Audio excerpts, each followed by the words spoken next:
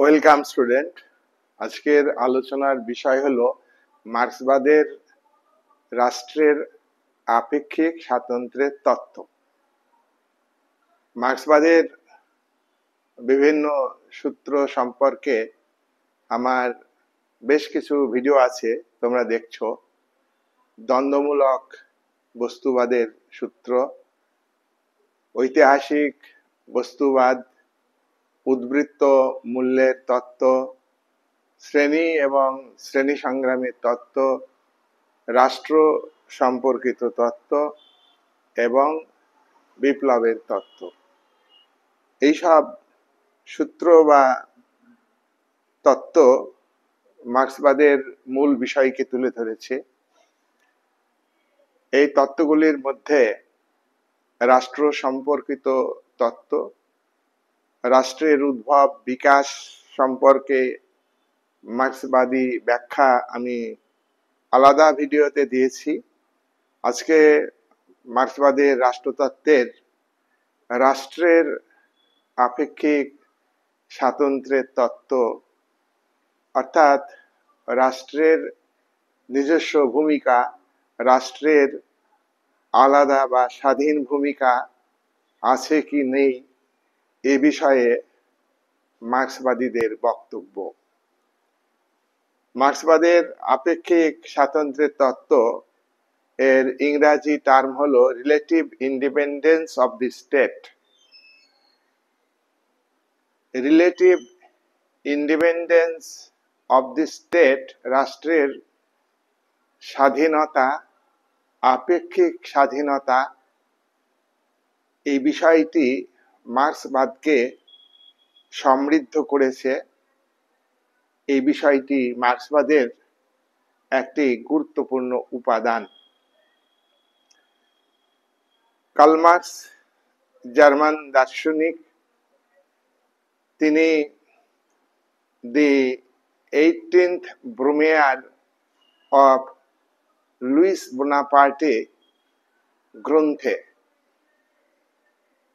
রাষ্ট্রের আপেক্ষিক স্বাধীনতা বা স্বাতন্ত্র্য সম্পর্কে আলোচনা করেছেন এবং তিনি আরো অনেক প্রবন্ধে রাষ্ট্রের আপেক্ষিক স্বাতন্ত্র্য সম্পর্কে আলোচনা করেছেন। তিনি এবং তার ঘনিষ্ঠ বন্ধু এঙ্গেলস কমিউনিস্ট ম্যানিফেস্টো গ্রন্থে উল্লেখ করেছেন যে রাষ্ট্র হলো শ্রেণী শোষণের যন্ত্র। শ্রেণী ও শোষণ ভিত্তিক রাষ্ট্রে যে সমাজে সম্পত্তির উপর ব্যক্তিগত মালিকানা আছে, সেখানে শ্রেণীর উদ্ভব হয় এবং একটা শোষক শ্রেণী থাকে আর একটা শোষিত, বঞ্চিত, লাঞ্ছিত শ্রেণী থাকে। এই শোষক এবং সম্পদশালী শ্রেণী, উৎপাদনের উপকরণের মালিক শ্রেণী, তারা রাষ্ট্রকে দরিদ্র, নিরন্ন, মেহনতি, খেটে খাওয়া মানুষকে মানুষের উপর শোষণের হাতিয়ার হিসাবে ব্যবহার করেন। এই কথা মার্ক্স এঙ্গেলস তাদের 1848 সালে লেখা কমিউনিস্ট ম্যানিফেস্টো গ্রন্থে উল্লেখ করেছেন। মার্ক্সবাদী রাষ্ট্রের আপেক্ষিক স্বাতন্ত্র্যের কথা মার্ক্সবাদী র্যালফ মিলিব্যান্ড তার মার্কসিজম অ্যান্ড পলিটিক্স গ্রন্থে বিস্তারিতভাবে আলোচনা করেছেন। তিনি এই গ্রন্থে রাষ্ট্রের দুটি ভূমিকার কথা উল্লেখ করেছেন। তার মতে একটি ভূমিকা হলো গৌণ ভূমিকা, আর রাষ্ট্রের আর একটি ভূমিকা হলো মুখ্য ভূমিকা।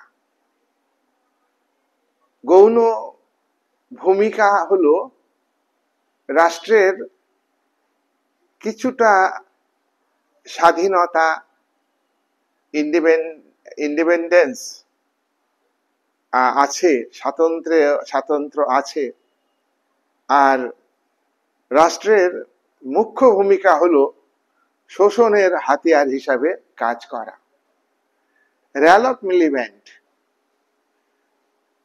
বলেছেন যে রাষ্ট্রের শাসন বিভাগ, এক্সিকিউটিভ বডি পুঁজিবাদী ব্যবস্থার সংকট, আর্থিক বিচারে, সমাজে এবং রাষ্ট্র কাঠামোতে প্রাধান্যকারী সম্পদশালী শ্রেণীর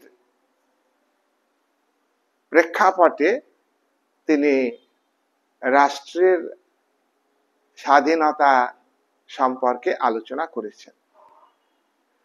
মিলিব্যান্ড বলতে চেয়েছেন যে প্রধানত রাষ্ট্র হলো শাসক সম্পদশালী ধনিক শ্রেণীর গরিবের উপর, নিপীড়িত মানুষের উপর শোষণের যন্ত্র হিসাবে রাষ্ট্র কাজ করে। এক্ষেত্রে রাষ্ট্রের আলাদা ভূমিকা থাকছে না। রাষ্ট্রের পুলিশ বাহিনী, মিলিটারি বাহিনী, গোয়েন্দা বাহিনী, রাষ্ট্রের সরকার, জনপ্রতিনিধি, রাজনৈতিক প্রতিনিধি, রাষ্ট্রের ব্যাপক সংখ্যক ব্যুরোক্র্যাট গভর্নমেন্টের পলিসিকে, আইন বিভাগ এবং শাসন বিভাগ যে গভর্নমেন্ট পলিসি তৈরি করে সেটাকে ইমপ্লিমেন্ট করে বিরাট আমলা বাহিনী। এগুলির মাধ্যমে পুলিশ, বিচার ব্যবস্থা, আইন ব্যবস্থা, শাসন বিভাগের তৈরি আইন নির্দেশ, এগুলি হচ্ছে শোষণের হাতিয়ার হিসাবে রাষ্ট্রকে শোষণের হাতিয়ার হিসাবে ব্যবহার হয়। আর রাষ্ট্র শক্তির সঙ্গেই আইন বিভাগ, শাসন বিভাগ, বিচার বিভাগ যুক্ত। সরকার মানেই হলো আইন বিভাগ, শাসন বিভাগ এবং বিচার বিভাগ। আইন বিভাগের কাজ হলো আইন তৈরি করা। শাসন বিভাগ নীতি নির্ধারণ করে, গভর্নমেন্ট পলিসি তৈরি করে এবং আইন বিভাগ স্বীকৃতি দেয়। আর এই আইন যথাযথ আইন কিনা, এই আইন যথাযথভাবে শাসন বিভাগের রাজনৈতিক অংশ এবং অরাজনৈতিক অংশ প্রয়োগ করেছে কিনা তা বিচার করে দেখে বিচার বিভাগ।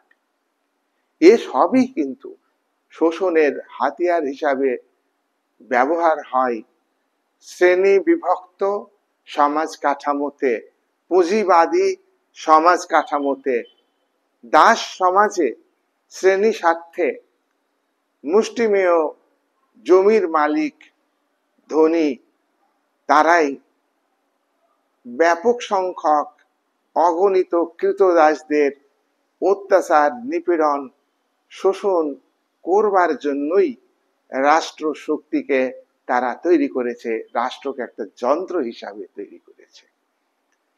পরবর্তী সমাজ ব্যবস্থাতে ফিউডালিজমের সেখানেও রাষ্ট্র কিন্তু সামন্ত প্রভু, জমির মালিক, সম্পদের মালিক, রাজতন্ত্রকে প্রয়োজনে সাহায্য করেছে, রাজতন্ত্রকে প্রয়োজনে নিয়ন্ত্রণ করেছে, রাজতন্ত্রকে ব্যবহার করে তারা ভূমিদাসদের উপর রাষ্ট্রের মাধ্যমে শোষণ নিপীড়ন চালিয়ে গেছে। পুঁজিবাদী সমাজেও এর ব্যতিক্রম ঘটেনি। পুঁজিবাদী সমাজ দুটি শক্তি শিবিরে বিভক্ত। পুঁজিবাদী সমাজ দুটি শত্রু শিবিরে বিভক্ত। একদিকে শাসক, আর একদিকে শাসিত, একদিকে শোষক, আর একদিকে শোষিত, একদিকে বুর্জোয়া শ্রেণী, আর একদিকে প্রলেতারীয় শ্রেণী, একদিকে অত্যাচারী শ্রেণী, আর একদিকে অত্যাচারিত মানুষ। এই দুটি ভাগে সমাজ বিভক্ত হয়েছে।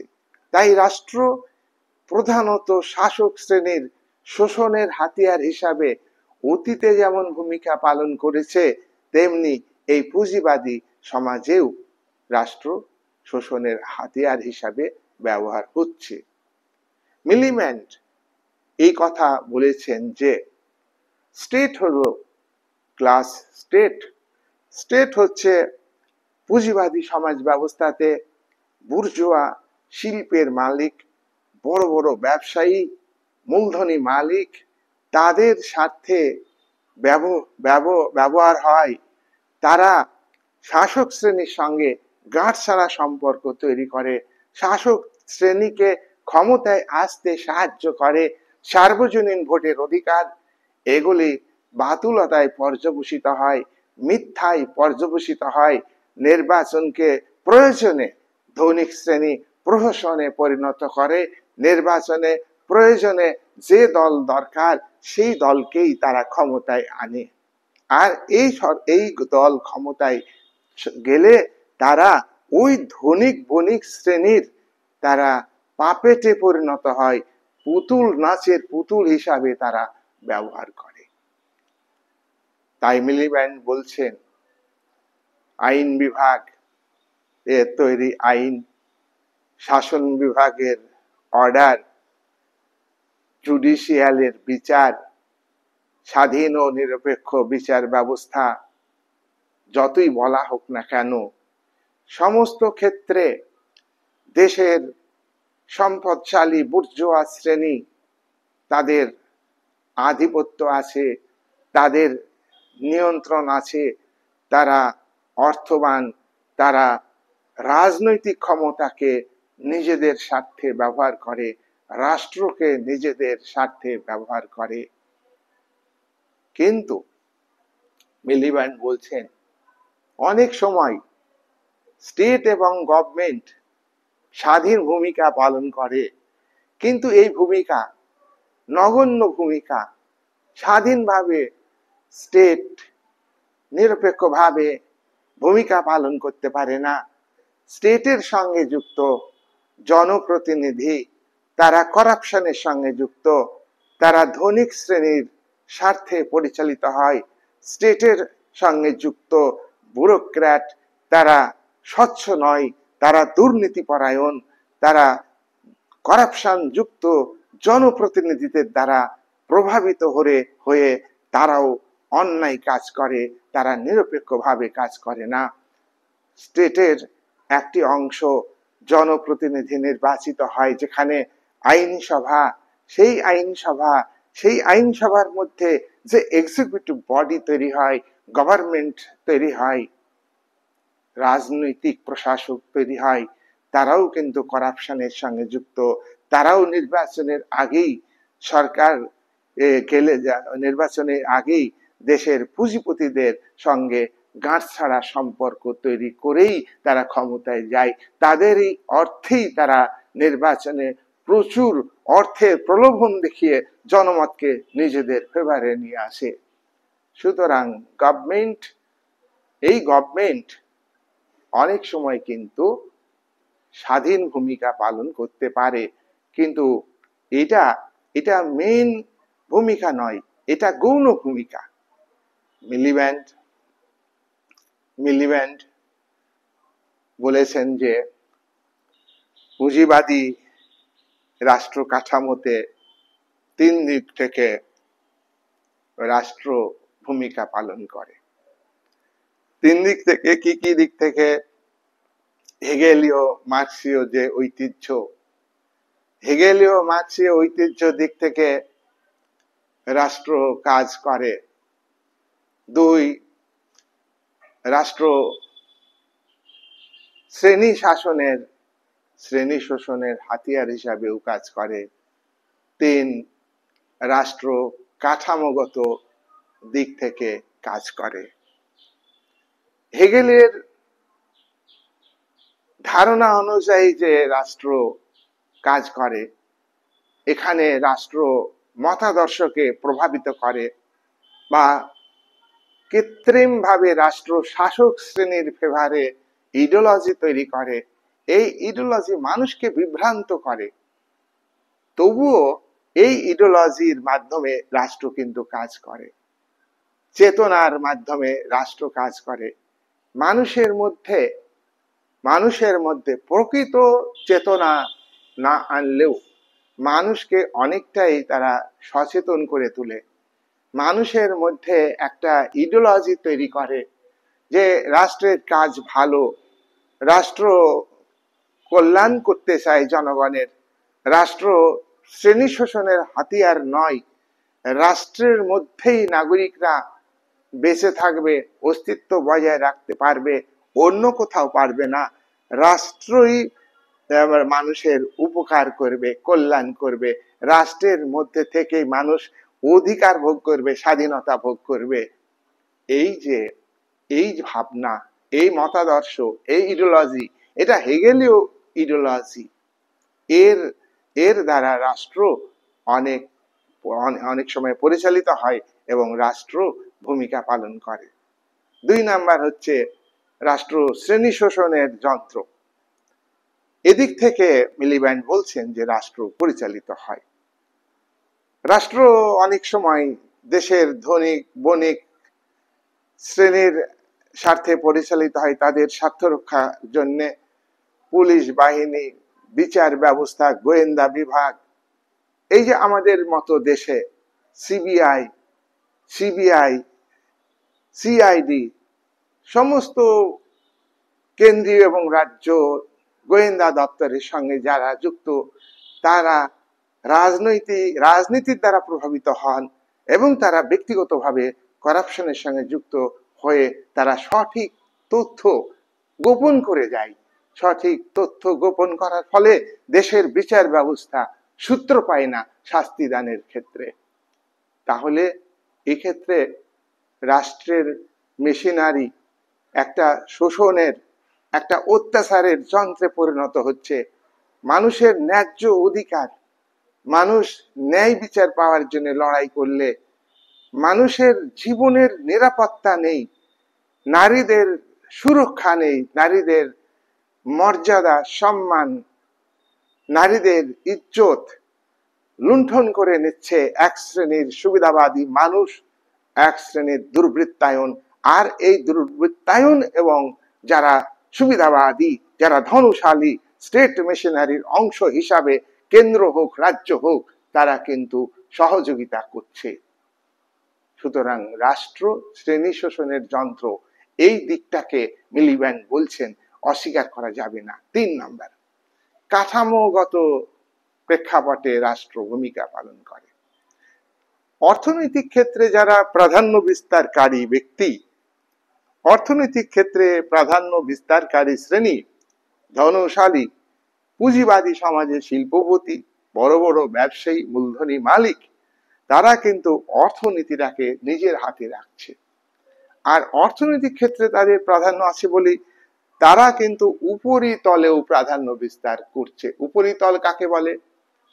অর্থনীতি হচ্ছে সমাজের ভিত্তি, আর একে কেন্দ্র করে দেশের আইন ব্যবস্থা, দেশের বিচার ব্যবস্থা, দেশের শিক্ষা ব্যবস্থা, দেশের সাংস্কৃতিক ব্যবস্থা, দেশের ধর্ম ব্যবস্থা, দেশের সামাজিক রীতিনীতি, দেশের সমস্ত কিছু আনুষঙ্গিক বিষয়গুলি এই অর্থ ব্যবস্থার উপর ডিপেন্ড করে গড়ে ওঠে। আর যে এইগুলির সমষ্টিকেই বলা হয় উপরিতল, এগুলির সমষ্টিকে বলা হয় ইমারত, এগুলির সমষ্টিকে বলা হয় সুপার স্ট্রাকচার। আর স্ট্রাকচার হলো অর্থনীতি। আর অর্থনীতি কাঠামো, অর্থনীতি হচ্ছে মূল কাঠামো, বুনিয়াদ, বেস সমাজের, এর উপরে ডিপেন্ড করছে, এটা নির্ভর করছে উৎপাদন ব্যবস্থার উপর। উৎপাদন ব্যবস্থার উপরে যাদের নিয়ন্ত্রণ আছে তারাই উপরিতলে যে রাজনীতি, উপরিতলের মধ্যে রাজনীতি যুক্ত, এই রাজনীতিতে তারাই প্রভাব বিস্তার করে যাদের অর্থনৈতিক ভিতে আধিপত্য আছে।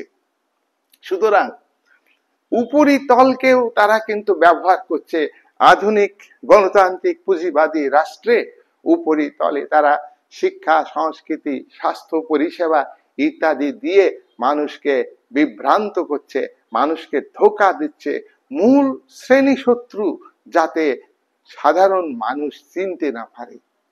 আর লেবার ইন্টেন্সিভ মেথডে উৎপাদন এখন হয় না, ক্যাপিটাল ইন্টেন্সিভ মেথডে উৎপাদন হচ্ছে। তাহলে উপরিতলকে আজকে বুর্জোয়া শ্রেণী স্টেটের মাধ্যমে ব্যবহার করছে, আর স্টেটও কিন্তু পরিষেবামূলক কাজ করছে, স্টেটের উদ্যোগে শিক্ষা বিস্তার করছে, স্টেটের উদ্যোগে ডাক্তারি স্বাস্থ্য পরিষেবা দিচ্ছে। এইগুলো হচ্ছে রংচং করে মানুষকে বিভ্রান্ত করার একটা কৌশল। সত্যিকারে স্টেট মেশিনারির চরিত্র কিন্তু স্বাস্থ্য পরিষেবা দেয়া নয়। আন্তরিকভাবে তারা স্বাস্থ্য পরিষেবা যদি দিতই, তাহলে রাজনৈতিক প্রশাসন এবং যারা আমলার সঙ্গে যুক্ত, স্বাস্থ্য পরিষেবার সঙ্গে যারা যুক্ত, শিক্ষা পরিষেবার সঙ্গে যারা যুক্ত, তাহলে হাজার হাজার কোটি টাকা নিয়ে নিজেদের স্বার্থে ব্যবহার করত না। এটা হলো মানুষের টাকা, কারণ না, টাকা প্রত্যেকের, জনগণের টাকা। প্রত্যেকটা মানুষ প্রত্যক্ষ পরোক্ষ ভাবে উৎপাদন ব্যবস্থার সঙ্গে যুক্ত।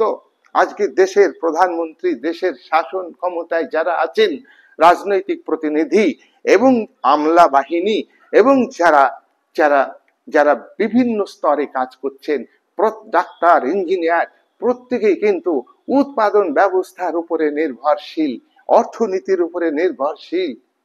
সুতরাং সেই জায়গায় দাঁড়িয়ে যারা করাপশন করেন, তারা কিন্তু দরিদ্র মেহনতি মানুষের টাকা তারা আত্মসাৎ করেন। সরকারের টাকা মানে, সরকারের অর্থ মানে জনগণের অর্থ। সরকারকে জনগণ প্রত্যেকেই পরোক্ষভাবে ট্যাক্স দেয়, আর যারা প্রত্যক্ষভাবে ট্যাক্স দেন, যারা দেশের বণিক শ্রেণী, তারা কিন্তু ট্যাক্স ফাঁকি দেন। গভর্নমেন্ট এখানে নীরব দর্শকের ভূমিকা পালন করে। ইনকাম ট্যাক্স ডিপার্টমেন্ট এখানে হাজার হাজার কোটি টাকা ঘুষ খেয়ে তারা যারা সত্যিকারে ইনকাম করেন তাদেরকে ট্যাক্স মুক্ত করে দেন, আর ছোটখাটো যারা চাকরিজীবী তাদের কাছ থেকে গলায় পা তুলে দিয়ে গভর্নমেন্ট ট্যাক্স আদায় করেন। সুতরাং এই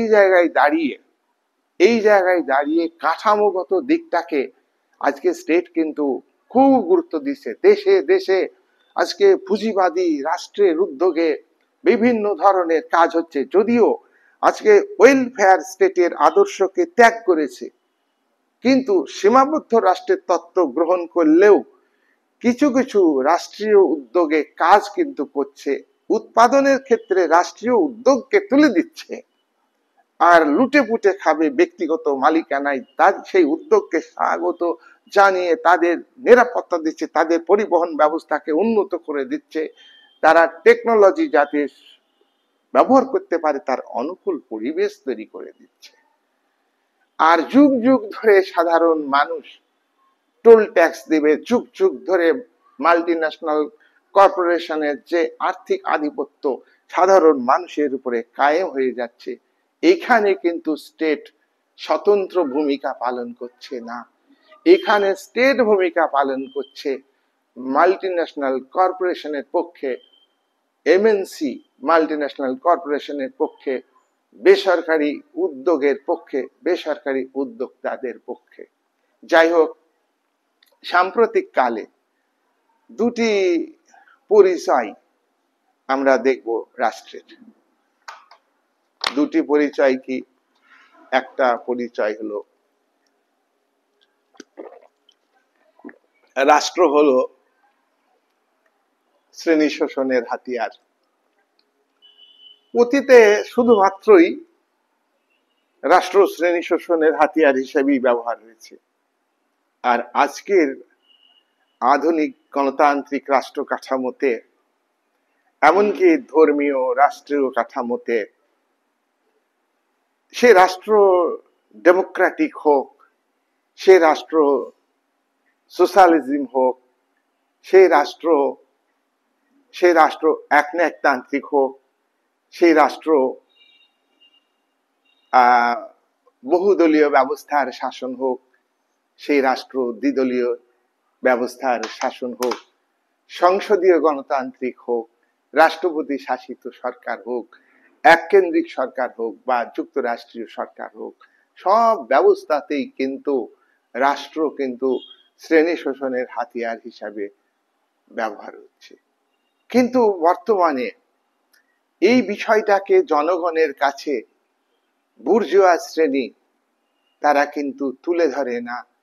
বুর্জোয়া শ্রেণী তারা ব্যক্তিগত উদ্যোগে উৎপাদন বৃদ্ধি করে দ্রব্যের বাজার একচেটিয়া ভাবে দখল করছে, ছোট ছোট মূলধনী মালিকদের বাজার থেকে ধ্বংস করে দিচ্ছে।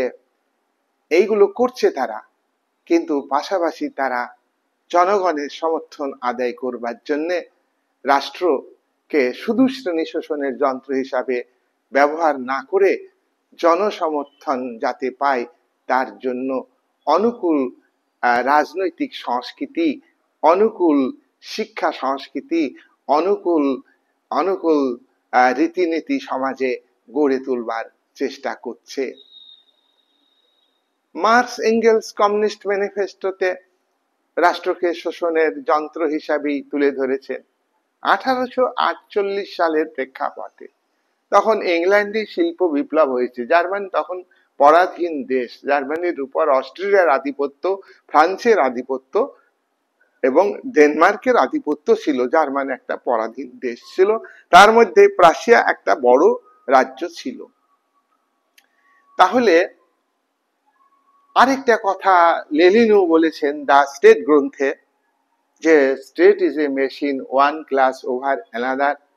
1919 সালে একটি ইউনিভার্সিটির লেকচার দিয়েছিলেন। সেই লেকচারটা হলো রাষ্ট্রের উপরে। সেই লেকচারের উপর ভিত্তি করে দি স্টেট গ্রন্থ তিনি রচনা করেছেন। সেই স্টেট গ্রন্থের এক জায়গায় তিনি বলেছেন, state is a machine one class over another. State হচ্ছে ধনিক শ্রেণীর শোষণের হাতিয়ার, গরিব মানুষের উপর অত্যাচার নিপীড়নের হাতিয়ার।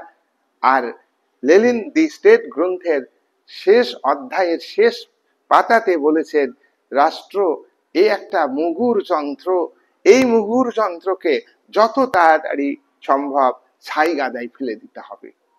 তাহলে এখানে স্টেটের আপেক্ষিক স্বাতন্ত্র্যের কথা লেনিন বলছেন না। আবার মার্কস এঙ্গেলস কমিউনিস্ট ম্যানিফেস্টো গ্রন্থে যে বক্তব্য তুলে ধরেছেন, এটাও কিন্তু স্টেট ইজ এ মেশিন। একটা শ্রেণীর দ্বারা, সম্পদশালী শ্রেণীর দ্বারা, ধনিক শ্রেণীর দ্বারা রাষ্ট্রীয় শাসক শ্রেণী প্রভাবিত হয়ে রাষ্ট্রকে অত্যাচারের মাধ্যম হিসাবে, শাসনের নামে শোষণ, শাসনের নামে অত্যাচার, শাসনের নামে নিপীড়ন, গণতন্ত্রের নামে অগণতন্ত্র ইত্যাদির এই ভূমিকা রাষ্ট্র গ্রহণ করছে। দ্বিতীয় পরিচয় কি?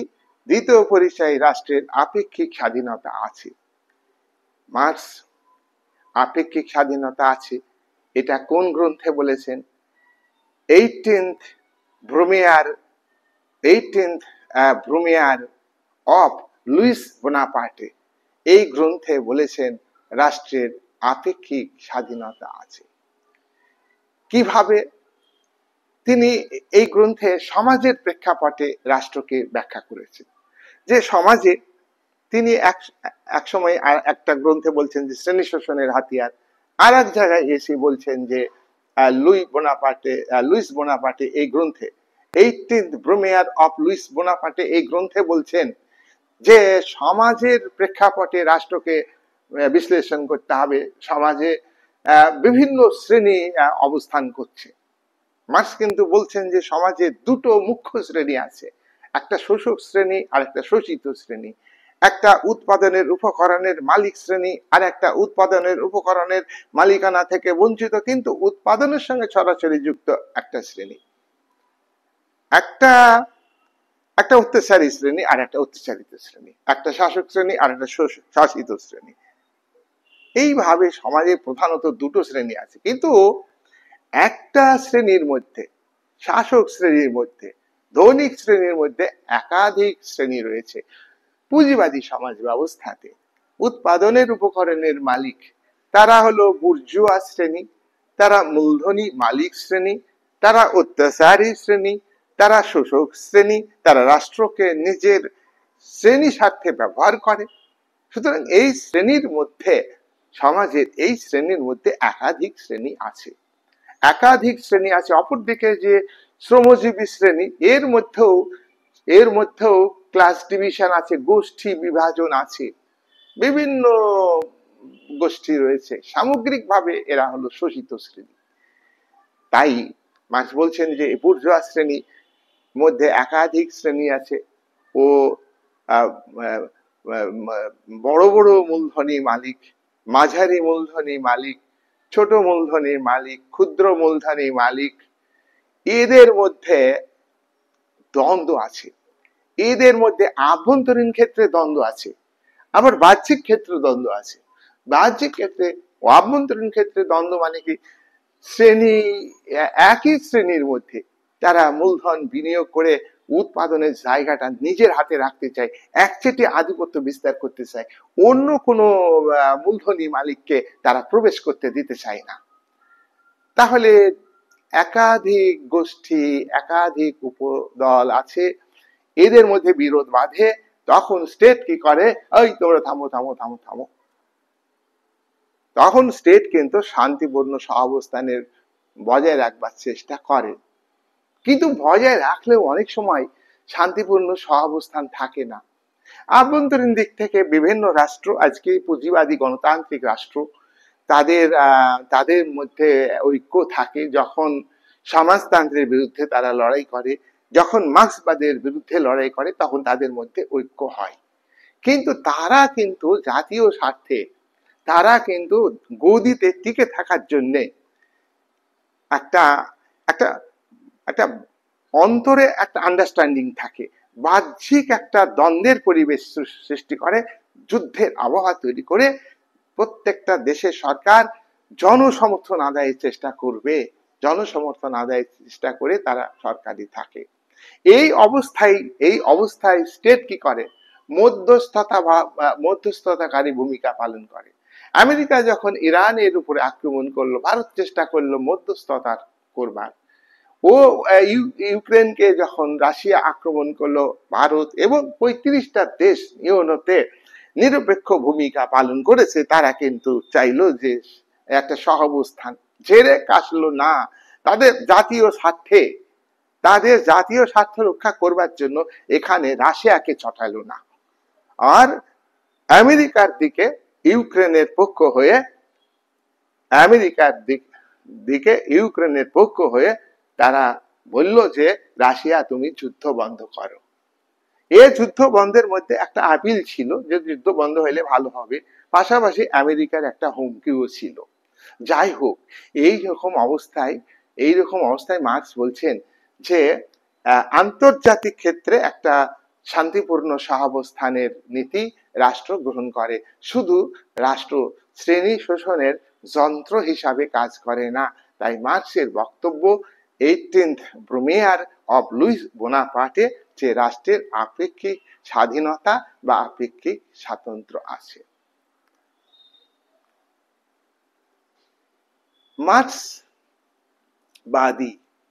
মার্ক্সবাদী এবং মার্ক্স জার্মান আইডিওলজিতে বলেছেন, দা কমিউনিস্ট ম্যানিফেস্টোতে মার্ক্স এঙ্গেলস দুজনেই বলেছেন যে অর্থনৈতিক ক্ষেত্রে যারা প্রাধান্য বিস্তার করে তারা রাষ্ট্রকে ব্যবহার করে, তারা রাজনৈতিক ক্ষেত্রে প্রাধান্য বিস্তার করে। অর্থনৈতিক ক্ষেত্রে যারা প্রাধান্য বিস্তার করে তারা শিক্ষা, সংস্কৃতি, ধর্ম, সামাজিক রীতিনীতি, আইন ব্যবস্থা, শাসন ব্যবস্থা, বিচার ব্যবস্থা, সব ক্ষেত্রে তাদেরই প্রাধান্য প্রতিষ্ঠিত হয়। বুর্জোয়া শ্রেণী একটা শোষণের হাতিয়ার হিসাবে রাষ্ট্রকে ব্যবহার করেছে পুঁজিবাদের বিকাশের প্রথম দিকে, কিন্তু পুঁজিবাদ একাধিকবার সংকটে পড়েছে। পুঁজিবাদের মূল তত্ত্ব হলো উদারনীতিবাদ। সেই উদারনীতিবাদী তত্ত্ব অনুযায়ী পুঁজিবাদী অর্থনীতিকে উদারনৈতিক গণতান্ত্রিক কাঠামোতে রাষ্ট্র তৈরি করেছে। রাষ্ট্রের চরিত্র ব্যক্তি স্বাধীনতাকে রক্ষা করবে, রাষ্ট্রের ভূমিকা হবে উৎপাদনের উপকরণের উপর ব্যক্তিগত মালিকানা বজায় রাখবে। আর সেই রাষ্ট্রকে পুঁজিবাদ প্রথমে যেভাবে নগ্নভাবে শ্রমিকদের শোষণের হাতিয়ার হিসাবে ব্যবহার করেছে, পরবর্তীকালে রাষ্ট্রের একটা আলাদা অস্তিত্ব আছে, রাষ্ট্রের প্রাধান্যকে তারা স্বীকার করেছেন।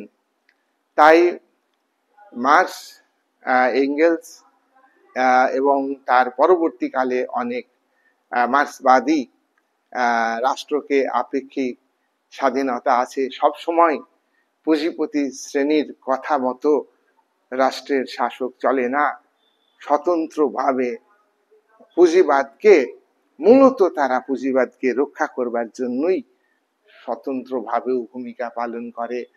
পুঁজিপতি শ্রেণীর একাধিক অংশের মধ্যে পুঁজিবাদী ব্যবস্থার ধারক বাহকদের মধ্যে যে উপবিভাজন, যে গোষ্ঠী দ্বন্দ্ব, সেই দ্বন্দ্বকে তারা কিন্তু মীমাংসা করে। তাই পুঁজিপতিদের যে আদেশ নির্দেশ, সম্পদশালীদের আদেশ নির্দেশ সবসময় কিন্তু শাসক শ্রেণী শুনে না। শাসক শ্রেণীর সঙ্গে যুক্ত আছে বুদ্ধিজীবী মানুষ, শাসক শ্রেণীর সঙ্গে যুক্ত আছে প্রশিক্ষিত ব্যুরোক্র্যাট, শাসক শ্রেণীর সঙ্গে যুক্ত আছে প্রশাসনবিদ, শাসক শ্রেণীর সঙ্গে যুক্ত আছে আইনবিদ। তারা বুদ্ধি বের করে কি করে এই সিস্টেমটাকে, অর্থাৎ প্রচলিত উৎপাদন ব্যবস্থাকে বজায় রেখে শোষণ ব্যবস্থাকে অব্যাহত রাখা যায়, তার জন্যই রাষ্ট্রকে এই বিষয়ে স্বতন্ত্রভাবে ভূমিকা পালন করতে হবে। নেক্সট হচ্ছে মিলিব্যান্ডের বক্তব্য। মিলিব্যান্ড সার কথা বলতে চেয়েছেন, মূল কথা বলতে চেয়েছেন, স্টেট শুধু শ্রেণী শোষণের, শ্রেণী শাসনের, উৎপাদনের উপকরণের মালিকদের হাতিয়ার হিসাবে কাজ করে না। হাতিয়ার হিসাবে কাজ করে, হাতিয়ার হিসাবে যে কাজটা করে এটা হচ্ছে মেন কাজ, এটা হচ্ছে মুখ্য কাজ। কিন্তু তার পাশাপাশি যারা শ্রেণী, যে বিভিন্ন শ্রেণীর মধ্যে শাসক শ্রেণীর সঙ্গে সম্পদশালী শ্রেণীর বিরোধ, এবং একাধিক সম্পদশালীর মধ্যে যে একাধিক বিভাজন আছে, তাদের মধ্যে যে বৈরিতা, যে অনৈক্য সৃষ্টি হয়, সেক্ষেত্রে রাষ্ট্র আদেশ দিয়ে তার মীমাংসা করে। তাই শুধু পুঁজিপতিদের আদেশকে মান্য করেই রাষ্ট্র একটা শ্রেণী শোষণের হাতিয়ার হিসাবে ব্যবহার হয় না।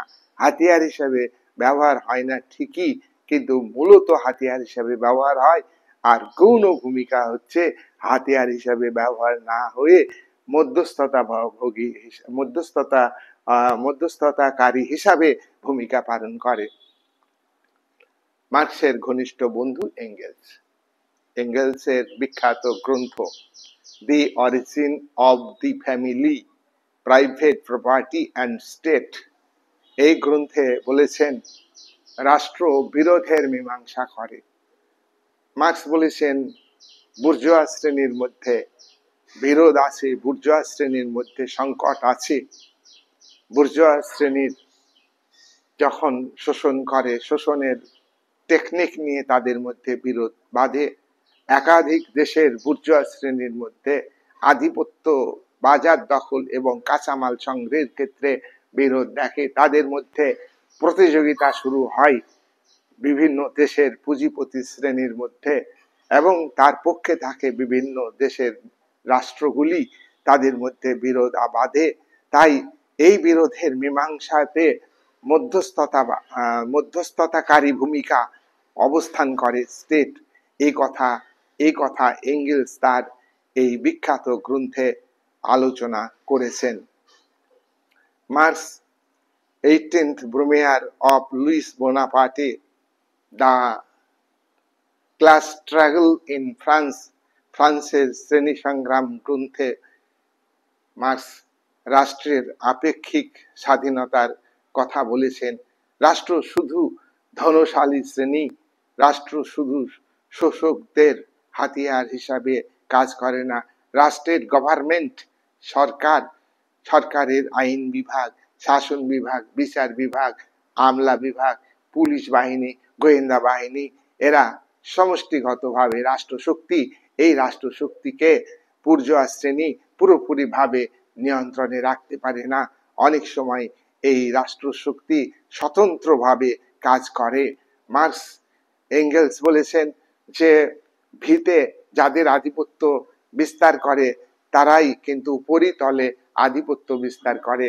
অর্থাৎ ভিতে মানে অর্থনীতিতে যাদের আধিপত্য, অর্থনৈতিক ক্ষমতা যাদের আছে, যাদের বেশি অর্থ আছে, যারা সমাজের রাষ্ট্র কাঠামোর উৎপাদনের উপকরণের মালিক, তারাই কিন্তু উপরিতলে। আর এই উপরিতল মানেই হলো রাজনীতি, আইন ব্যবস্থা, বিচার ব্যবস্থা, শিক্ষা ব্যবস্থা, সাংস্কৃতিক ব্যবস্থা ইত্যাদির উপরে আধিপত্য বিস্তার তারাই করে থাকে। তাই নতুন মার্ক্সবাদী, নয়া মার্ক্সবাদী পোলানজাস বলেছেন যে কাঠামোগত দিক থেকে রাষ্ট্রের স্বাধীনতাকে বিচার করতে হবে। কাঠামো কি? উপরিতল। আর ভিত কি? অর্থ ব্যবস্থা। শুধু অর্থ ব্যবস্থাতে যাদের প্রাধান্য আছে তারাই শুধু উপরিতলে বা কাঠামোতে আধিপত্য বিস্তার করবে না। তারা স্বতন্ত্রভাবে, অর্থনীতিতে যাদের আধিপত্য আছে তারা আলাদাভাবে আবার উপরিতলে আধিপত্য বিস্তারের চেষ্টা করবে। উপরিতলে যে শিক্ষা, সংস্কৃতি, যে মূল্যবোধ, দৃষ্টিভঙ্গি, রাজনৈতিক ব্যবস্থার প্রতি, রাষ্ট্রের প্রতি বিশ্বাস, অনুভূতি, আবেগ গড়ে তুলবে, সেটা যাতে অনুকূল হয়, সেই চেষ্টাটা কিন্তু যারা ধনশালী শ্রেণী তারাও করবে। তাই নিছক অর্থনীতির দ্বারা রাজনীতি পরিচালিত হয় না, রাজনীতির দ্বারাও কিন্তু অর্থনীতি পরিচালিত হয়। উপরি কাঠামোর দ্বারাও ভিত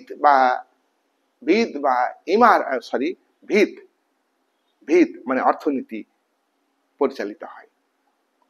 অর্থনীতিকে যেটা মার্ক্স বেশি গুরুত্ব দিয়েছে, নয়া মার্ক্সবাদীরা এইখানে উপরিতলকে গুরুত্ব দিয়েছেন এবং উপরিতলে প্রাধান্য বিস্তার করে যারা ধনশালী শ্রেণী, শাসক শ্রেণী যৌথভাবে তারা তারা একটা মতাদর্শ তৈরি করে, যে মতাদর্শটা সাধারণ মানুষের মধ্যে তুলে ধরে যে এটা একটা ভালো মতাদর্শ।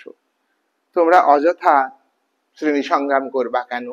তোমরা অযথা বিপ্লব করবা কেন? বিপ্লব করা তো দরকার নেই, বিপ্লব খারাপ, বিপ্লব মানে মারো কাটো, বিপ্লব করতে গেলে অতিরিক্ত মূল্য দিতে হয়, তোমাদের প্রাণ দিতে হয়, এইসব ভুং ভাং কথা বলে অর্থাৎ ইডিওলজির মাধ্যমে মানুষকে বিভ্রান্ত করে দিবে। তাই এখানে পোলানজাস বলছেন যে রাষ্ট্রের যে আপেক্ষিক স্বাতন্ত্র বুর্জোয়ারা এইখানে তাদের অস্তিত্বকে টিকিয়ে রাখার জন্য তারা পরিষেবামূলক কাজ করছে, তারা সুস্থ সংস্কৃতির কথা বলছে, কিন্তু আসলে কিন্তু এই যে বিশ্বায়নের যুগে সব দেশের এমন সংস্কৃতি চালিয়ে দিছে, আমি বলছি না অপসংস্কৃতি, কিন্তু দেশের প্রেক্ষাপটে সেটা অপসংস্কৃতি। অর্থাৎ উন্নয়নশীল দরিদ্র দেশের যে নিজস্ব সংস্কৃতি ছিল সেটাকে ভেঙে দিয়েছে। উন্নয়নশীল দেশের নিজস্ব মূলধন যাতে না হয় তার চেষ্টা করছে, উন্নয়নশীল দেশের ক্যাপিটালিস্টরা যাতে দুর্বল হয়ে থাকে তার চেষ্টা উন্নত দেশের ক্যাপিটালিস্টরা চেষ্টা করছে, একচেটিয়া বাণিজ্য তারা চেষ্টা করছে। এবং ভালো ভাবাদর্শ সেই দেশের যে জনগণ উন্নত দেশের পুঁজিপতিরা যে ধ্যান ধারণা, শিক্ষা, সংস্কৃতি চালু করছে সেটাই ভালো বলে মানুষ গ্রহণ করছে, তার বিরুদ্ধে প্রতিবাদ করছে না। তাই কাঠামোগত এটা মানে উপরিতল, এই শিক্ষা, সংস্কৃতি, ধর্ম, রাজনীতি সব ক্ষেত্রেই একটা আধিপত্য বিস্তার করছে। তাই এই উপরিতলে শ্রমজীবী মানুষকে নিজস্ব সংস্কৃতি গড়ে তুলতে হবে। আজকে বুর্জোয়া শ্রেণী বুর্জোয়া শ্রেণী তারা বিভিন্ন ভাগে বিভক্ত। ভোলানাথ দাস বলছেন বুর্জোয়া শ্রেণী আজকে বিভিন্ন ভাবে বিভক্ত হয়ে গিয়েছে, গোষ্ঠীতে গোষ্ঠীতে বিভক্ত হয়েছে। আজকে একটা দেশের বুর্জোয়া শ্রেণীর সঙ্গে আর একটা দেশের বুর্জোয়া শ্রেণীর মিল আছে? তাই যদি থাকতো তাহলে চীন ভারতের মধ্যে বিরোধ থাকতো না। তাই বুর্জোয়া শ্রেণীর মধ্যে যদি ঐক্য থাকতো তাহলে মার্কিন যুক্তরাষ্ট্র এবং ভারতের মধ্যে আজকে শুল্ক নিয়ে বিরোধ তৈরি হতো না। সুতরাং বুর্জোয়া শ্রেণী তাদের কায়েমি স্বার্থে তারা শক্তি জোট গঠন করে, ক্ষমতা জোট গঠন করে পাওয়ার একটা জোট তৈরি করে। কি করে তারা ক্যাপিটালিজমকে বজায় রাখবে। আর এই তাদের মধ্যে যে অনৈক্য আছে, বিভাজন আছে, সেগুলিকে একাধিক বুর্জোয়া শ্রেণীর মধ্যে, একাধিক ক্যাপিটালিস্টদের মধ্যে, একাধিক ধনী ব্যবসায়ীদের মধ্যে যে বিরোধ আছে, সেই বিরোধকে মীমাংসা করবার জন্য তারা শক্তি জোট তৈরি করছে। এই শক্তি জোট তৈরি করে তারা সাধারণ মানুষের মধ্যে পলিটিক্যাল সিস্টেম যেটা আছে, ধনতান্ত্রিক যে ব্যবস্থা আছে, এর পক্ষে তারা প্রচার করছে, মূল্যবোধ তৈরি করছে। এর পক্ষে তারা জনগণের মধ্যে এমন একটা ধারণা তৈরি করছে যে তাদের মধ্যে যেন বুর্জোয়াদের বিরোধী মানসিকতা তৈরি না হয়, তাদের মধ্যে যাতে শাসক শ্রেণীর বিরোধী মানসিকতা তৈরি না হয়, জনগণের মধ্যে যেন শাসক শ্রেণীর মানে বিপক্ষে দৃষ্টিভঙ্গি গড়ে না ওঠে।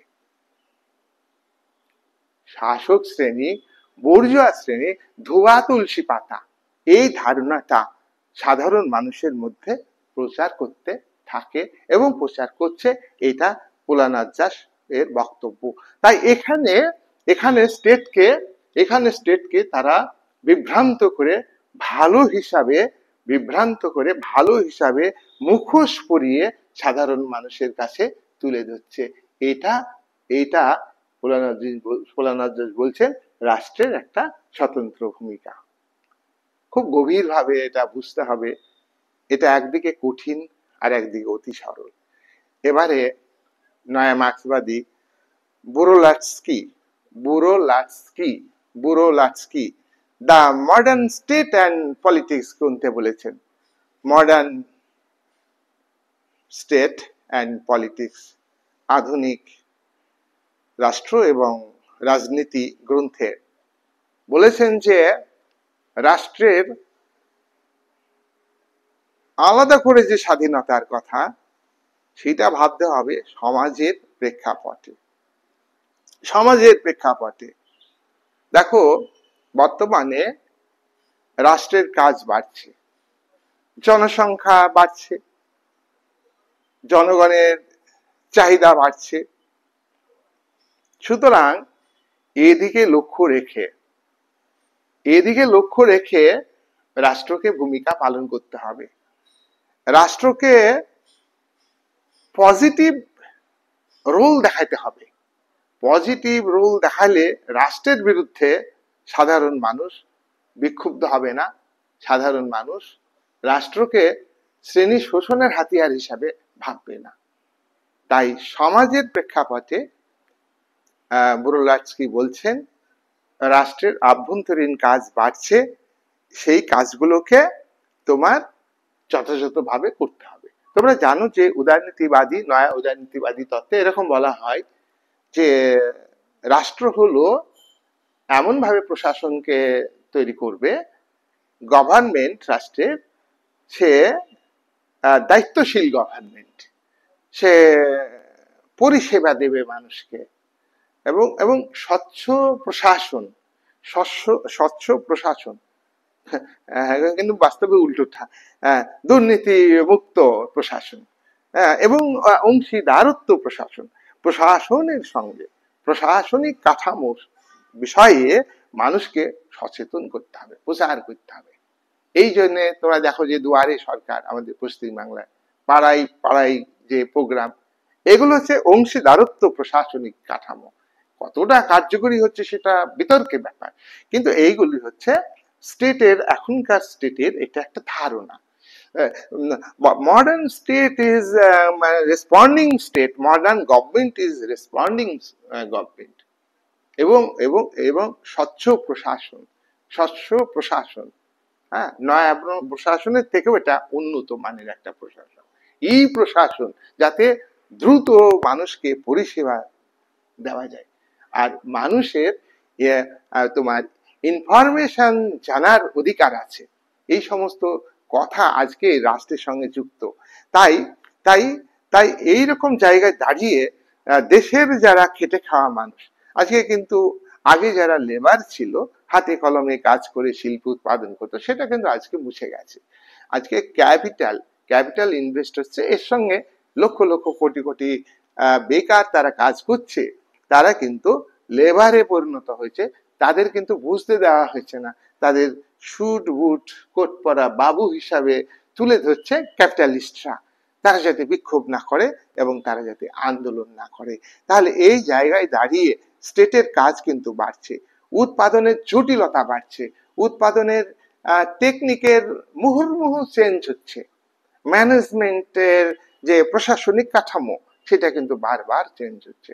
পাশাপাশি আন্তর্জাতিক ক্ষেত্রে প্রশাসনিক কাঠামো বিক্রি করে, টেকনোলজি, হাইটেক টেকনোলজি বিক্রি করে উন্নত দেশগুলো অনুন্নত উন্নয়নশীল দেশের উপর আধিপত্য বিস্তার করছে, আর্থিক আধিপত্য বিস্তার করছে, বাণিজ্য চুক্তি করে আর্থিক আধিপত্য বিস্তার করছে, সামরিক অস্ত্র বিক্রি করে, হ্যাঁ, উন্নত দেশগুলি অনুন্নত দেশের এবং উন্নয়নশীল দেশের অর্থ কাঠামোকে ভেঙে দিচ্ছে। আবার প্রয়োজনে উন্নত দেশগুলো যুদ্ধের পরিকাঠামো তৈরি, যুদ্ধের এনভায়রনমেন্ট তৈরি করছে, মুখে বড় বড় কথা। তাই স্টেট এখানে স্বতন্ত্রভাবে যেন গরিব মানুষ, যাতে শোষিত বঞ্চিত মানুষ, state is a machine one class over another, যেটা হচ্ছে সাবেকি মার্ক্সবাদে বলা ছিল, সেইটা যেন না ভাবে, সেইটা যেন না ভাবে মার্ক্সবাদকে সমাজ থেকে বিচ্ছিন্ন করে রাখা, মার্ক্সবাদী তত্ত্ব ভুল, এইভাবে রাষ্ট্রের ভূমিকাকে স্বাধীনভাবে তুলে ধরবার চেষ্টা করছে। নেক্সট হচ্ছে স্টেটের যে প্রাধান্যকারী অবস্থা, স্টেট এবং গভর্নমেন্টের স্বতন্ত্র ভূমিকা আমরা দেখছি দিনের পর দিন বাড়ছে। নয়া মার্ক্সবাদী, আরেকজন নয়া মার্ক্সবাদী আলতুসে, তিনি বলছেন স্টেট শুধু অর্থনৈতিক আধিপত্য বিস্তারকারী শ্রেণীদের দ্বারা নিয়ন্ত্রিত হচ্ছে না, আজকে শুধু এইটা ভাবলে হবে না, অর্থনীতি, অর্থ ব্যবস্থা, বেসিস শুধু উপরিতলকে প্রভাবিত করে, উপরিতলের তেমন কোনো ভূমিকা নাই, তাহলে ভুল হবে। মার্ক্সও স্বীকার করে গিয়েছিলেন যে উপরিতলও কিন্তু অর্থ ব্যবস্থাকে প্রভাবিত করে, রাজনীতি অর্থনীতিকে প্রভাবিত করে। তাই অর্থনীতিকে অতিরিক্ত গুরুত্ব দেওয়া, অর্থনীতির দ্বারা প্রভাবশালী শ্রেণী শাসক শ্রেণীকে এমন ভাবে নিয়ন্ত্রণ করে, শাসক শ্রেণী স্টেটকে একটা গুড আইডিয়া হিসাবে তুলে ধরে, গুড কনসেপ্ট হিসাবে স্টেটের ধারণাকে তুলে ধরে, স্টেটকে একটা জনকল্যাণমুখী হিসাবে তুলে ধরে, এবং এবং মুখেই ওয়েলফেয়ার স্টেটের ধারণাকে বর্জন করেছে, এই কথা বলা হয়েছে। তাই আলতুসে তিনি বলছেন যে মতাদর্শকে গুরুত্ব দিতে হবে, মতাদর্শ গুরুত্ব দিতে হবে। এটা খুব কঠিন কাজ। বুর্জোয়া শ্রেণী তাদের নিজস্ব মতাদর্শ জনগণের উপরে চাপিয়ে দিচ্ছে, জনগণ কিন্তু বিভ্রান্ত হয়ে সেই মতাদর্শটাকে লুফে নিচ্ছে। কিন্তু এই মতাদর্শের, হ্যাঁ, আজকে প্রত্যেকটা দেশের যুব শক্তি, প্রত্যেকটা দেশের জনগণ শুধু বিদেশিকে অনুকরণ করছে, বিদেশি সংস্কৃতিকে গ্রহণ করছে সমস্ত শিক্ষার ক্ষেত্রে, সংস্কৃতির ক্ষেত্রে, আর নিজস্ব শিক্ষা সংস্কৃতি, নিজস্ব যে ইডিওলজি প্রত্যেকটা দেশের ছিল সেটাকে ধূলিসাৎ করে দিচ্ছে। তাই নিজস্ব মতাদর্শকে গুরুত্ব দিতে হবে, এইটা আলতুসে বলেছেন। সাংস্কৃতিক প্রতিষ্ঠান, গণমাধ্যম, সাংস্কৃতিক প্রতিষ্ঠান, গণমাধ্যম, এগুলিকে বুর্জোয়া শ্রেণী স্টেটের মাধ্যমে কাজে লাগাচ্ছে। আর স্টেটের একটা আলাদা ভূমিকা আছে, স্টেট না হলে চলবে না। তোমরা কেন বুর্জোয়া রাষ্ট্রকে সাপোর্ট করবে না? সাপোর্ট করো, বুর্জোয়া রাষ্ট্রই হলো শ্রেষ্ঠ রাষ্ট্র। সুতরাং বুর্জোয়া শ্রেণীকে তোমরা কেন শত্রু ভাববে? এই ইডিওলজি কিন্তু তুলে দিচ্ছে। মার্ক্সবাদে তিনটি ইডিওলজির কথা বলা হয়। একটা হলো ইকোনমিক্যাল ইডিওলজি, আরেকটা হলো পলিটিক্যাল ইডিওলজি, আরেকটা হচ্ছে তোমার আইডিওলজিক্যাল ইডিওলজি। ইকোনমিক্যাল ইডিওলজিটা প্রথমে থাকবে, অর্থনৈতিক দাবির ভিত্তিতে শ্রমজীবী মানুষ লড়াই করবে, কিন্তু এটা আপাত একটা দাবি। এই দাবিকে আদায় করতে গেলে পলিটিক্যাল পাওয়ারে যেতে হবে, ক্ষমতা দখল করতে হবে শোষিত বঞ্চিত মানুষকে। আর ক্ষমতা দখল করতে গেলে তার একটা ইডিওলজি দরকার, ইডিওলজি ছাড়া সম্ভব না।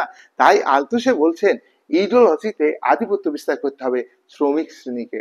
নেক্সট আমি আলোচনা করব গ্রামসি, ইটালির একজন বিপ্লবী, ইটালির একজন কমিউনিস্ট পার্টির লিডার, নয়া কমিউনিস্ট বাদী। তিনি মুসোলিনি তাকে জেলে আটকে রেখেছিলেন, যেহেতু মুসোলিনি ফ্যাসিবাদী ও জার্মানির রাষ্ট্রনায়ক, তিনি নাচিবাদী, তিনিও কমিউনিস্ট বিদ্বেষী ছিলেন। যা ইটালির একনায়কতান্ত্রিক শাসক মুসোলিনি, তিনি কিন্তু গ্রামসিকে আটকে রাখলে গ্রামসি প্রিজন নোটবুক, জেল থেকে একটা বই লিখেছিলেন, সেখানে আধিপত্যের ধারণার কথা তুলে ধরেছেন, সেখানে মতাদর্শের ধারণার কথা তুলে ধরেছেন। গ্রামসি বলছেন শুধু অর্থনৈতিক ক্ষেত্রে যারা আধিপত্য বিস্তার করেছে, হ্যাঁ, তারা এই রাজনীতির ক্ষেত্রে সরাসরি আধিপত্য বিস্তার করছে, তা ব্যাপারটা নয়। রাজনীতির ক্ষেত্রে আধিপত্য বিস্তার রাজনৈতিক ক্ষমতায় টিকে থাকার জন্য তারা ইডিওলজিকে ব্যবহার করছে। আর ইডিওলজি তাদের মনের মতো ইডিওলজি। শাসক প্রচলিত উৎপাদন ব্যবস্থার পক্ষে, প্রচলিত উৎপাদন সম্পর্ক বজায় রাখার জন্য, প্রচলিত শোষণ ব্যবস্থা কে বজায় রাখার জন্য শোষণ চলছে না, পারস্পরিক সুসম্পর্কের কথা তুলে ধরবে। শ্রমিক আর মালিকের মধ্যে বিরোধ নয়, শ্রমিক আর মালিকের মধ্যে আন্ডারস্ট্যান্ডিং আছে, এইরকম একটা ইডিওলজি, এইরকম ধারণা মানুষের মধ্যে তুলে ধরছেন। গ্রামসি এই কথা বলছেন। তাই তাই তাই বুর্জোয়া শ্রেণী যেমন তারা একটা আদর্শ তুলে ধরেছে, যে আদর্শকে গুড আইডিওলজি বলছে, যে আদর্শকে একটা ভ্যালিড আইডিওলজি বলছেন, এবং এবং এবং সাধারণ মানুষ যে আইডিওলজিটাকে খুব ভালো বলে গ্রহণ করছে, তারা কিন্তু মন প্রাণ দিয়ে ভালোবেসে ফেলছে। এটা কিন্তু ঠিক না। তাই বুর্জোয়া শ্রেণী কিন্তু বিভিন্ন ফ্র্যাকশনে বিভক্ত, ক্যাপিটালিস্টদের মধ্যে দ্বন্দ্ব, বিরোধ, একচেটিয়া আধিপত্য বিস্তার করবে। তোমরা সমাজে দেখবে ছোট ছোট মূলধনী কারখানার মালিক সব আউট, ছোট ছোট ব্যবসায়ী যারা তারা আউট, ছোট ছোট দোকানদার সব আউট হয়ে যাচ্ছে মার্কেট থেকে, তুলিস্বাৎ করে ফেলছে বড় বড় ক্যাপিটালিস্টরা। আর ক্যাপিটালিস্টরা সাধারণ ক্রেতাদের সব জল দিয়ে গিলে ফেলছে, সাধারণ মানুষ এটা বুঝতে পারছে না। তাই বুর্জোয়া শ্রেণী করছে ঠিকই, বুর্জোয়া শ্রেণীর মধ্যে ডিভিশন আছে, তারা বিভিন্ন দলে বিভক্ত, বিভিন্ন রাষ্ট্রের বুর্জোয়া শ্রেণীর মধ্যে বিরোধ, আধিপত্য প্রতিষ্ঠা করবার জন্য উন্নত দেশগুলির ক্যাপিটালিস্টরা, উন্নত দেশগুলির সরকার, স্টেটের পরিচালক, তারা কিন্তু অনুন্নত দেশ বেশি, উন্নয়নশীল দেশ বেশি, কিছু দেশ মাত্র উন্নত, তারা এই অনুন্নয়নশীল দেশকে শোষণ করছে, মানে অনুন্নয়নশীল দেশের জনগণকে শোষণ করছে। তাই অনুন্নয়নশীল দেশের জনগণের মধ্যে শ্রমজীবী মানুষকে উদ্যোগ নিতে হবে, ইডিওলজি তৈরি করতে হবে। ওরা বুর্জোয়া ভাবধারা দিয়ে আধিপত্য বিস্তার করছে। মার্কস এঙ্গেলস কমিউনিস্ট ম্যানিফেস্টো বলেছেন, এযাবৎকাল সকল সমাজের ইডিওলজি হলো সম্পদশালী এবং শাসক শ্রেণীর ইডিওলজি, সাধারণ মানুষ সেগুলিকে মেনে চলে। তা আজকের বুর্জোয়া শ্রেণী প্রলেতারিয়েট শ্রেণীর যে ইডিওলজি, সেটাকে ধ্বংস করে দিয়েছে। প্রলেতারিয়েট শ্রেণী বুর্জোয়া শ্রেণীকে বন্ধু হিসাবে ভাবছে, তাদের মধ্যে আন্ডারস্ট্যান্ডিং হচ্ছে। তাই দেশে দেশে বিক্ষোভ, ক্ষোভ এগুলি প্রশমিত হয়ে যাচ্ছে। তাই গ্রামসি বলছেন যে বুর্জোয়া শ্রেণী যে আধিপত্য বিস্তার করছে তারা ইডিওলজির মধ্য দিয়ে, সেই ইডিওলজির এগেনস্টে শ্রমজীবী মানুষকে ইডিওলজি তৈরি করতে হবে। আর এই ইডিওলজি তৈরি করতে হবে, সেক্ষেত্রে ওই যে মার্কস এঙ্গেলস কমিউনিস্ট ম্যানিফেস্টো গ্রন্থে বলেছেন, দুনিয়ার মজদুর এক হও, দুনিয়ার মজদুর এক হও। পৃথিবীর সমস্ত দেশের শ্রমজীবী মানুষ কিন্তু এক। জাতীয় স্বার্থের কথা বলি, শাসক শ্রেণী গদিতে টিকে থাকার জন্য দেশের মানুষের সঙ্গে, একটা দেশের মানুষের সঙ্গে আর একটা দেশের শ্রমজীবী মানুষের বিরোধ সৃষ্টি করে দিচ্ছে। এই ব্যাপারে সচেতন হতে হবে। পৃথিবীর খেটে খাওয়া মানুষ, শ্রমজীবী মানুষ, তাদের ইডিওলজি কিন্তু আলাদা। সেই ইডিওলজি হচ্ছে বুর্জোয়া ইডিওলজির বিরোধী। বুর্জোয়া শ্রেণীকে সমাজ থেকে বিচ্ছিন্ন করে দিতে হবে, তাদের এগেনস্টে পলিটিক্যাল কালচার গড়ে তুলতে হবে, তাদের পক্ষে পলিটিক্যাল কালচার গড়ে তুলবার জন্য বুর্জোয়া শ্রেণী স্টেট মেশিনারিকে ব্যবহার করছে, যে পলিটিক্যাল সিস্টেমের প্রতি বিশ্বাস, অনুভূতি, আবেগ, মূল্যবোধ, দৃষ্টিভঙ্গি, অনুকূল দৃষ্টিভঙ্গি গড়ে তোলবার চেষ্টা করছে। তার বিপরীতে শ্রমজীবী মানুষ তারা আবেগ, বিপরীত বিশ্বাস, বিপরীত সংস্কৃতি, বিপরীত ধারণা, ধ্যান ধারণা সৃষ্টি করতে হবে, বিপরীত দৃষ্টিভঙ্গি, মূল্যবোধ তৈরি করতে হবে। তাহলে সমাজ ব্যবস্থার পরিবর্তন করবে। আর সাংস্কৃতিক ক্ষেত্রে শ্রমজীবী মানুষকে সচেতন হতেই হবে।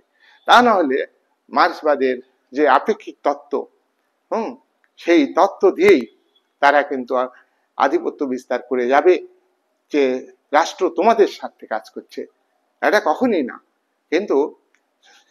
কিন্তু সমাজতান্ত্রিক রাষ্ট্রকে যদি মিস ইউজ করে, যেভাবে সোভিয়েত ইউনিয়নের শাসক শ্রেণী কমিউনিস্ট পার্টি সমাজতন্ত্রকে একটা অসমাজতান্ত্রিক ব্যবস্থার বৈশিষ্ট্যকে গ্রহণ করে দুর্নীতিকে প্রাধান্য দিয়ে কমিউনিস্ট পার্টির তার জাতীয় নীতি এবং আন্তর্জাতিক নীতি ভুল ছিল, সমাজতন্ত্র ভেঙে ধূলিসাৎ হয়ে গেল। বুলগেরিয়া, আলবানিয়া, রোমানিয়া সশিষ্কুর কি ভূমিকা, আজকের চীনের রাষ্ট্রনায়কদের কি ভূমিকা? তারা সমাজতান্ত্রিক ভাবধারা তৈরি করছে, সমাজতান্ত্রিক ইডিওলজি তৈরি করছে। আজকে উত্তর কোরিয়ার কমিউনিস্ট লিডার, শাসক, ডিক্টেটরশিপ, সে কি মতাদর্শ শ্রমজীবী মানুষের মতাদর্শ তৈরি করছে? না। কিন্তু পাশাপাশি চীনের বুর্জোয়া ইডিওলজির নামে সমাজতান্ত্রিক ইডিওলজি, বুর্জোয়া ইডিওলজির ধারক বাহক। রাশিয়ার পুতিন বুর্জোয়া ইডিওলজির ধারক বাহক, ও আমেরিকার ডোনাল্ড ট্রাম্প বুর্জোয়া ইডিওলজির ধারক বাহক। প্রত্যেক দেশের শাসক শ্রেণী, তার এগেনস্টে প্রত্যেক দেশের জনগণের মধ্যে আলাদা ইডিওলজি তৈরি করতে হবে। সেই ইডিওলজি হচ্ছে শাসক শ্রেণীর বিরুদ্ধে ইডিওলজি এবং বুর্জোয়া সিস্টেমের এগেনস্টে ইডিওলজি।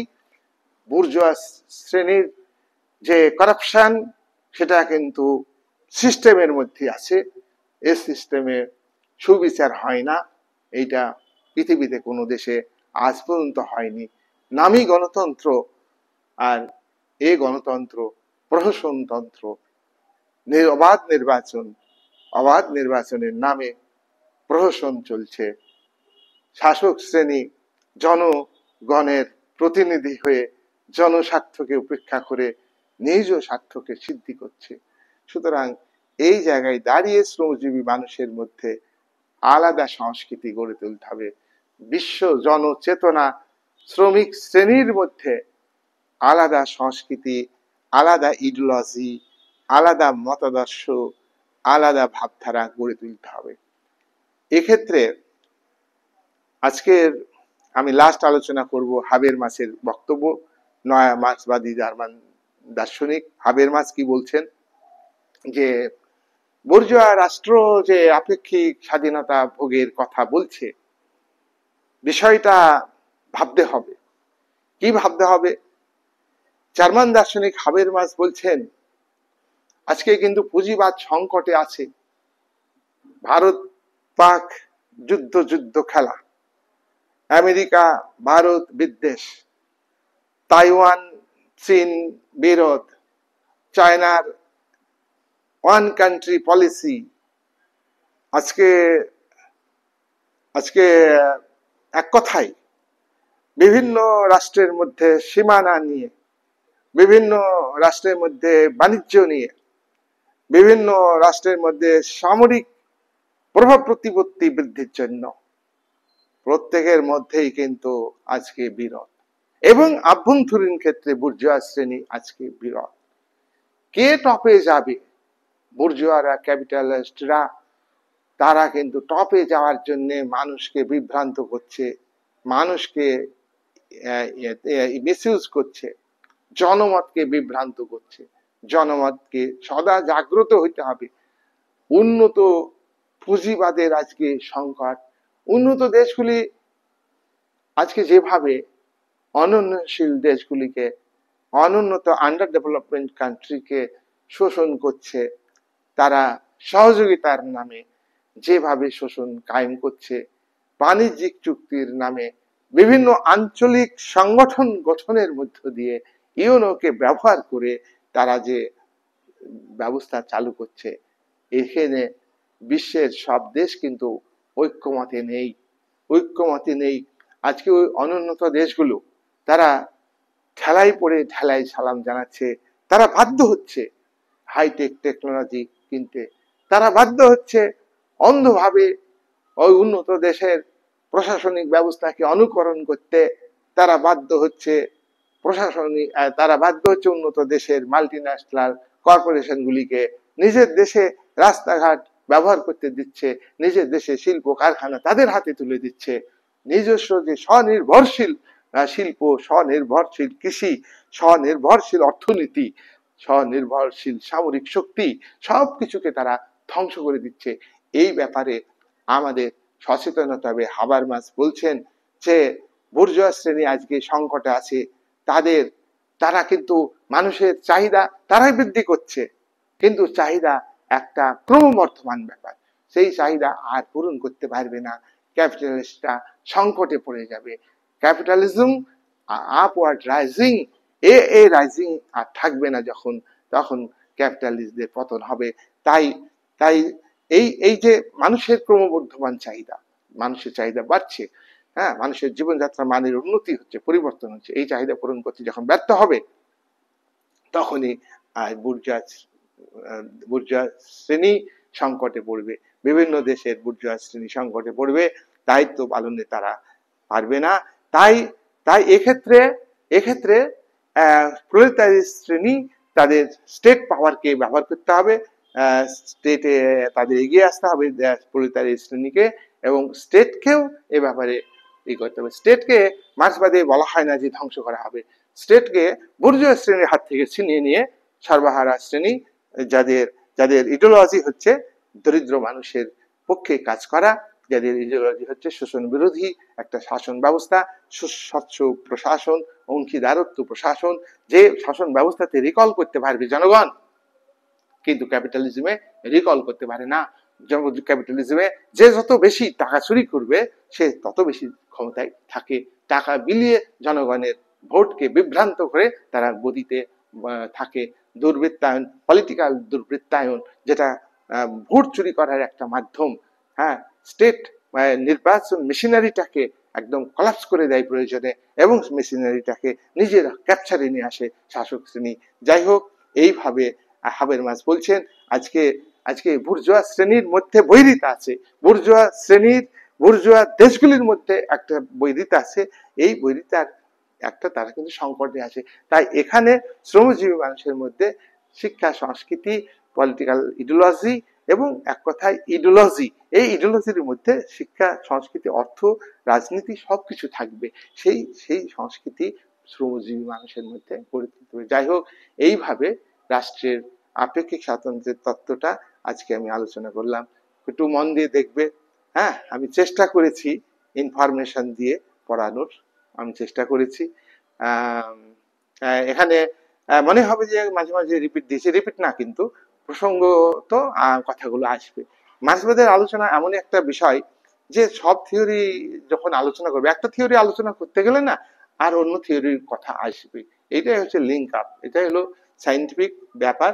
হ্যাঁ, এখানে অস্বীকার করা যাবে না। তুমি দ্বন্দ্বমূলক বুঝতে আলোচনা করতে গেলেই পরে 5টা সূত্র আসবে, 2 নম্বর সূত্র যখন আলোচনা করবা আর বাকি 5টা সূত্র আসবে। তো স্টেটের আপেক্ষিক স্বাতন্ত্র্য আলোচনা করতে গিয়ে আমি বুর্জোয়া সিস্টেম, সমাজতান্ত্রিক সিস্টেম, হ্যাঁ, সমাজ বিকাশের স্তর, এগুলো সব আলোচনা এসেছে। যাই হোক, আজ ভিডিও বড় করব না, এই বলে আজকে আলোচনা আমি এখানে শেষ করলাম।